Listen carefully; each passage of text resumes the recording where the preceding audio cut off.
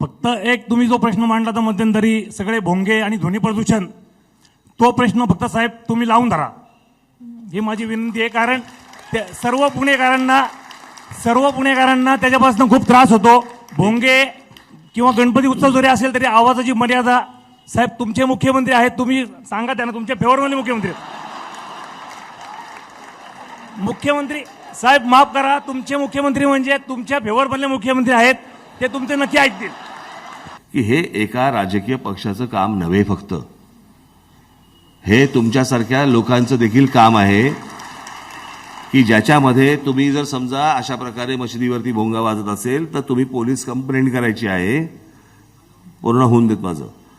Police complaint करायची आहे. पोलिसांनी जर समजा ती गोष्ट ऐकली नाही तर कंटेम्प्ट ऑफ कोर्ट पोलिसांवरती होऊ शकतं. त्या पोलीस अधिकाऱ्यावरती कारवाई, त्याच्यावरती सगळी इन्क्वायरी लागू शकते.